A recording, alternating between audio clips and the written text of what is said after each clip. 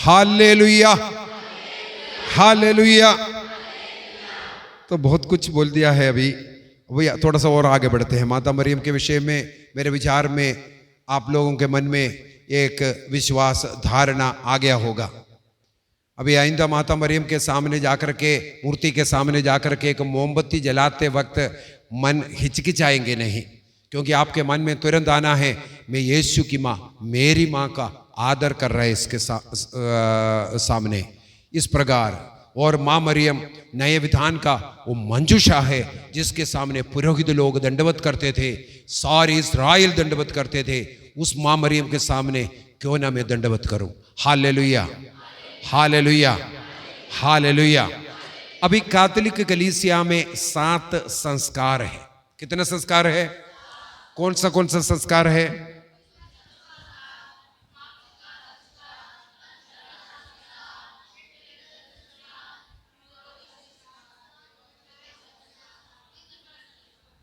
जैसे जैसे मिल रहा है वैसे वैसे नंबर में बता दिया, बहुत अच्छी बात है। Hallelujah, hallelujah.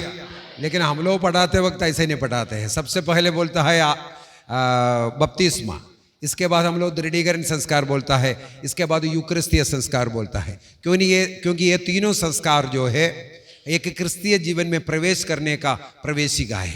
ये तीनों संस्कार को आदिम काल में एक साथ देता था। आजकल हमारे लातीनी कलीसिया इसको 3 समय पर देता है, लेकिन अभी भी पूर्वी कलीसिया इन तीनों को एक साथ देते हैं। जब बच्चे को बपतिस्मा देता है तुरंत उन्हें साथ ही साथ दृढ़ीकरण संस्कार भी देता है, और साथ ही साथ उन्हें परम प्रसाद भी उनके मुंह में रक्त के रूप में उनको दिया जाता है। Hallelujah, hallelujah. इसका मतलब कलीसिया में तीनों संस्कारों को एक साथ ग्रहण करने का एक विधि पहले चल रहा था, लेकिन लैटिन कलीसिया ने जो बपतिस्मा क्या है, दृढ़ीकरण है ना, कंफर्मेशन, दृढ़ीकरण संस्कार को थोड़ा बाद में किया, थोड़ा सा मैच्योर होने के बाद। क्योंकि दृढ़ीकरण संस्कार वो संस्कार है उसको पवित्र आत्मा को ग्रहण कर, जैसे शिष्य लोग प्रभु का विटनेस साक्षी बनने के लिए निकला, उसी प्रकार दृढ़ीकरण के बाद उस व्यक्ति को प्रभु का विटनेस बनना है, साक्षी बनने के लिए भेजना है। इसलिए लैटिन कलीसिया इसको बाद में देता है। हालेलुया। पाप स्वीकार संस्कार कब देता है? हाँ, परम प्रसाद कितने उम्र में? कलीसिया के नियम के अनुसार जब एक बच्चा 7 साल का है उस समय से उनको पाप स्वीकार संस्कार में और परम प्रसाद संस्कार में उसको शामिल कर सकता है। क्यों 7 साल है? एक छोटा बच्चा यदि घर में कोई नटखट कार्य करता है वो चोरी चोरी करेगा, क्योंकि उस बच्चे को मालूम है ये पकड़ में जाएगा तो मुझे पिटाई मिलने वाला है। उसको इसका मतलब है उस बच्चे को मालूम है मैं जो कार्य कर रहा हूं वो गलत है। इसलिए 7 साल के उम्र में बच्चा जब स्कूल जा रहा है, यदि क्लास में शोर मचाता है उसको मालूम है ये टीचर का पिटाई मिलने वाला है। इसी प्रकार वो बच्चे के अवस्था में जो गलती इस प्रकार जो कर सकता है वो बच्चे को मालूम है ये मैं गलत कर रहा हूं या सही कर रहा हूं। इसी कारण 7 साल की उम्र से कलीसिया बच्चों को पाप स्वीकार के लिए और परम प्रसाद ग्रहण करने के लिए अनुमति देता है। सबसे पहले परम प्रसाद की अनुमति था ये 7 साल का, लेकिन वो बच्चे उस समय तक कुछ न कुछ ऐसा लड़ाई झगड़ा ईर्ष्या ये सब करना शुरू किया, इसलिए उससे पूर्व में उनको क्या करना पड़ेगा? पाप स्वीकार संस्कार। ये भी कलीसिया के अंदर एक चर्चा चला था 7 साल में बच्चों से क्यों ऐसा पाप स्वीकार करवाना है, तो उससे बगैर उनको परम प्रसाद को देना चाहिए। तो किसी एक धर्म प्रांत को उसके लिए अनुमति दे करके एक ट्रायल करवाया, लेकिन उस धर्म प्रांत ही रिपोर्ट दिया नहीं उचित नहीं है, पाप स्वीकार होना चाहिए। Hallelujah, hallelujah. इसलिए साधारणतः हमारे चर्चों में हम लोग 10 साल के उम्र को देता है कि नहीं, है ना, 5वीं क्लास के बाद उसके लिए बच्चों को तैयार करवाता है, थोड़ा सा और उम्र होने दो। लेकिन कलीसिया में अनुमति है यदि किसी को देना है, बहुत ऐसा घटना है 7 साल के बाद 7 साल में देता है। Hallelujah, hallelujah, hallelujah, hallelujah. शादी का उम्र क्या है? 18 साल लड़कियों के लिए और 21 साल लड़कों के लिए, क्योंकि वोटिंग का और ड्राइविंग लाइसेंस का ये सब उम्र ऐसा ऐसा आता है कि नहीं। इसका मतलब वो व्यक्ति मैच्योर हो गया, उसको अपना डिसीजन करने का, अपना घर चलाने का उसको तब से अधिकार दिया जाता है। Hallelujah, hallelujah. यीशु की स्तुति हो, यीशु की महिमा हो। क्या बाइबल में ये 7 संस्कार लिखा हुआ है? संस्कार का क्या मतलब है? संस्कार किससे कहते हैं? हम लोगों को ये मालूम होना चाहिए। संस्कार किससे कहते हैं? क्या है? एक आंतरिक कृपा मिलता है, उसका बाहरी चिन्ह है। इसका मतलब क्या है? संडे स्कूल में, कैटेकिज्म में सब यही सिखाता है, या ऐसा एक बाहरी चिन्ह है जिसे हम देख नहीं सकता, एक आंतरिक कृपा मिल रहा है। उस कृपा जो मिलने का एक बाहरी एक चिन्ह है, ये संस्कार करके। इसका क्या मतलब है? क्या मतलब है इसका? इसको हम लोग को सही रूप से इसको समझना है, केवल ये बोलने से नहीं। ये क्या है, हकीकत में क्या है, इसको समझना है। समझने के लिए हम लोग थोड़ा बैठ जाएंगे। Hallelujah, hallelujah, hallelujah. मार्कुस के सुसमाचार उसके अध्याय 5 वाक्य 25 से आगे हम पढ़ेंगे। वहां पर एक रक्तस्राव से पीड़ित महिला ईसा मसीह के कपड़े के पल्ले पर छुआ था। क्या किया उस स्त्री ने? कपड़े पर छुआ। एक बाहरी चिन्ह हम लोगों ने देखा, भीड़ में घुस करके एक महिला ईसा मसीह को स्पर्श करता हुआ। लेकिन उस समय पर उस महिला को पता चला मेरे अंदर कुछ हुआ। क्या हुआ? उसको मालूम पड़ा मेरा रक्तस्राव जो 12 वर्षों से चल रहा था, जिसके लिए नाना प्रकार के रोगी डॉक्टरों के पास गया, इलाज किया, जो ठीक नहीं हो रहा था, ईसा मसीह को स्पर्श करने के द्वारा मुझे चंगाई मिल गया। उस स्त्री को पता चला मेरे रक्तस्राव सूख गया। ये लिखा हुआ है कि नहीं? देखो, उसको आंतरिक रूप से जो कृपा मिला, हमें बाहर से नहीं दिखाई दिया, लेकिन बाहर का एक कर्म हमें देखने में मिला। वो है वो मसीह को स्पर्श करता हुआ। हालेलुया। क्या ईसा मसीह ने बोला था बेटी तुम ठीक हो जाए तब ठीक हुआ? नहीं हुआ। उससे पहले जब उस स्त्री ने मसीह को स्पर्श किया, उस समय पर वो ठीक हुआ था। Hallelujah, hallelujah. इसी को कहते हैं संस्कार, सैक्रामेंट्स। बाहर से कुछ दिख रहा है, लेकिन वो बाहर दिख रहा है वो नहीं है, लेकिन अंदर से कुछ हो रहा है, इसको बताने के लिए यहां पर परम प्रसाद को रखा हुआ है। हमें क्या दिखाई दे रहा है? रोटी दिखाई दे रहा है, लेकिन हम लोग बार बार बोलता है ये रोटी नहीं, ये मसीह है। क्यों बोलते हैं? हमें तो रोटी दिखता है, लेकिन हमें टेस्ट भी किसका लगता है? रोटी का। रोटी और दाखरस का टेस्ट है, देखने में भी दाखरस है, देखने में भी रोटी है। बोलता है रोटी नहीं है, ये ईसा मसीह है। ये कैसे संभव है? Hallelujah, hallelujah, hallelujah. तो पवित्र संस्कार भी एक साक्रमेंट है बोलता है। तो ये पवित्र संस्कार में ये साक्रमेंट कैसे बना है? ये यीशु कैसे है? Hallelujah, hallelujah. लूकस के सुसमाचार उसके अध्याय 22 को पढ़ लेते हैं। निकाल दीजिए।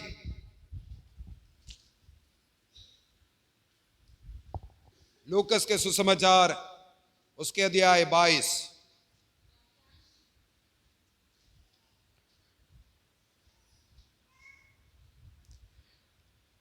वाक्य 19 से पढ़ते हैं, 19 और 20 को।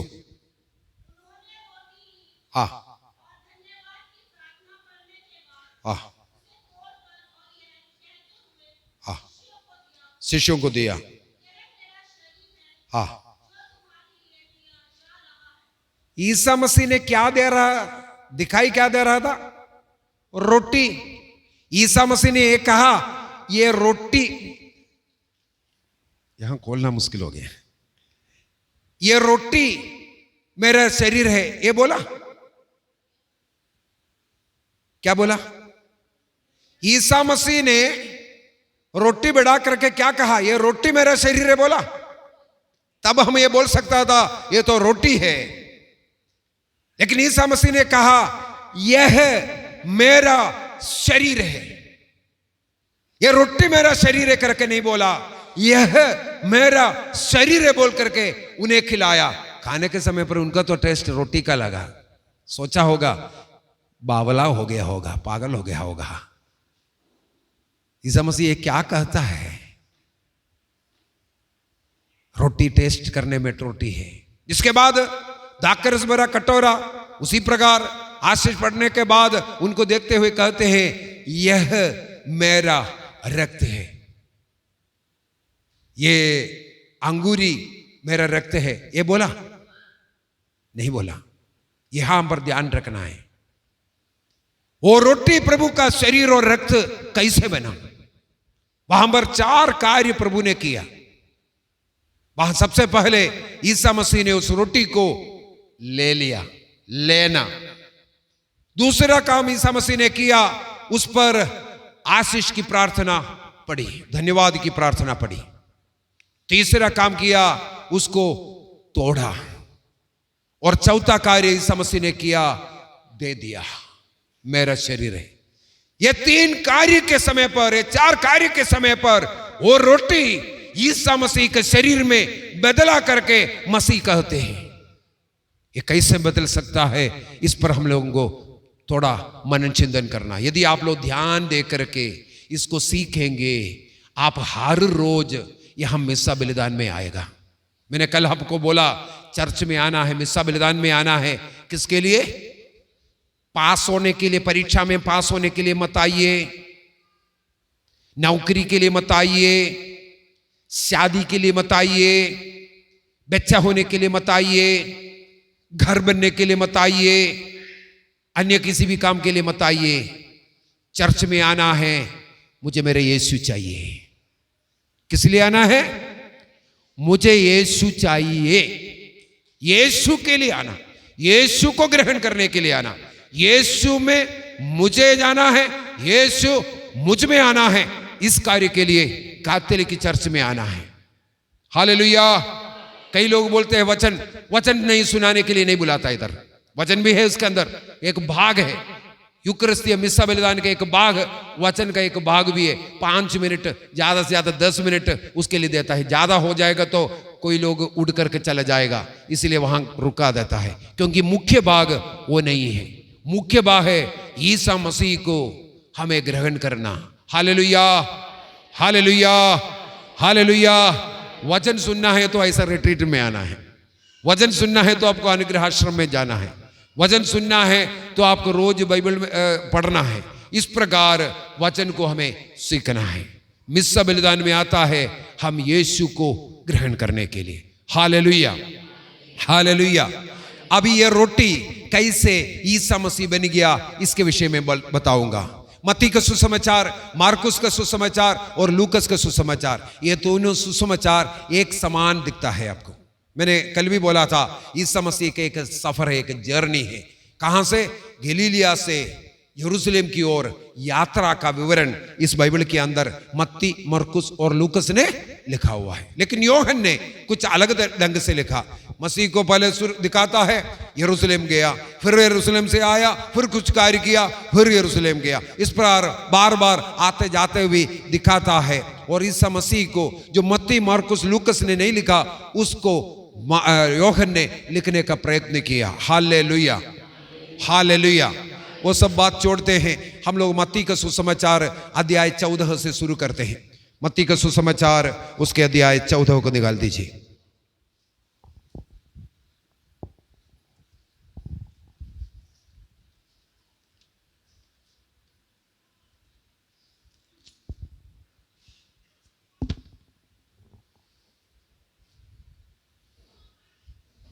Hallelujah, hallelujah. प्रभु की स्तुति हो, प्रभु की महिमा हो, प्रभु की आराधना हो। मत्ती के सुसमाचार अध्याय 14, 15 और 16 के द्वारा ईसा मसीह ने इस परम प्रसाद की यूकरिस्तीय बलि की स्थापना करने के पूर्व में कुछ कार्य किया। प्रभु ईसा मसीह ने अपनी कलीसिया की स्थापना करते हुए हम लोग पढ़ते हैं। अध्याय 14 का वाक्य 13 को पढ़ लीजिए।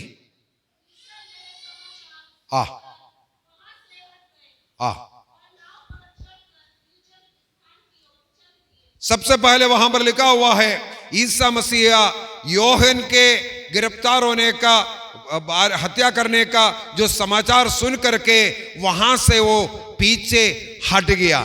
मत्ती ने जहां मसीह वहां से पीछे हट गया लिखा हुआ है, इसके बाद मसीह एक बड़ा कार्य करने के लिए गया है। हालेलुया। इसके बाद हम लोग आगे देखते हैं, मसीह देखा तो एक विशाल जन समुदाय को देखा, उनको देख करके उनके मन में तरस आया, है ना। वाक्य कितनों का समय 14 में लिखा है। इसके बाद ईसा मसीह ने शिष्यों से बोला, इनको खिलाओ, तुम्हारे पास क्या है? 5 रोटी है, कुछ 2 मछलियां हैं, लेके आओ। ईसा मसीह ने क्या कार्य किया? उन रोटी और मछली को, वाक्य 19 पढ़ लीजिए फटाफट, मुझे इधर हवा तंग कर रहा है। हाँ, सबसे पहले क्या किया? देखो धीरे धीरे पढ़ना है उसको। ईसा मसीह ने क्या किया? उसको ले लिया। मैंने पहले बोला था 4 बातें, है ना। यहां पर मसीह ने क्या किया? ले लिया। इसके बाद क्या किया?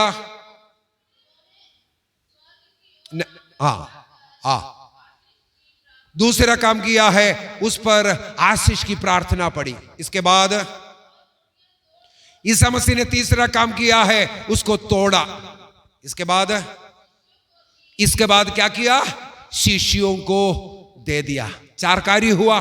जहां परम प्रसाद की स्थापना में हम लोगों ने देखा, ये जो 4 कार्य है, यहां पर भी ईसा मसीह ये 4 कार्य किया है। इसका मतलब ईसा मसीह यहां पर भी क्या किया है?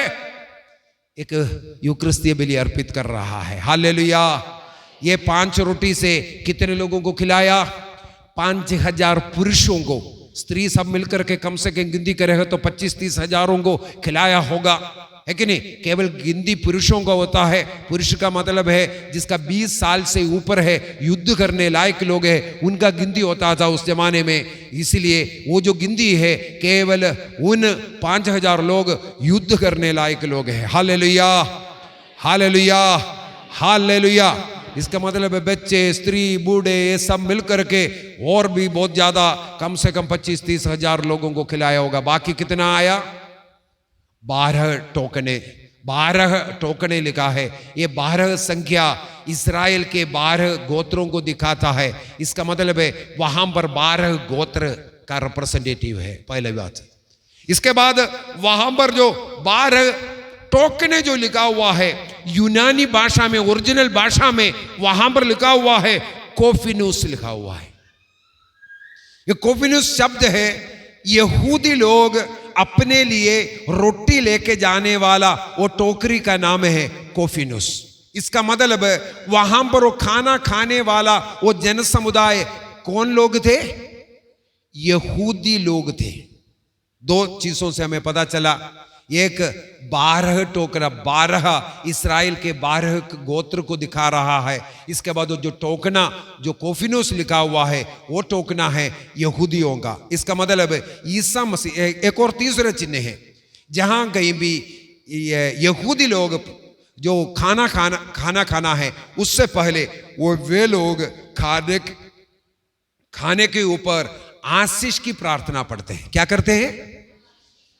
यदि गैर यहूदी लोग हैं, खाने के पूर्व में उस खाने के लिए ईश्वर को धन्यवाद देते हैं, धन्यवाद की प्रार्थना पढ़ते हैं। Hallelujah, hallelujah. यहां पर कौन सा प्रार्थना पढ़ा? इसका मतलब वो यहूदी लोगों के लिए है। 12 टोकरा और जो टोकना जो कोफिनुस शब्द है वो भी। इसका मतलब है यहां पर ईसा मसीह ने रोटी के द्वारा एक रोटी का जन समुदाय, यूकरिस्तीय समुदाय को प्रभु ने बनाया। वो समुदाय ईसा मसीह के पीछे पीछे चलना शुरू किया। Hallelujah, hallelujah.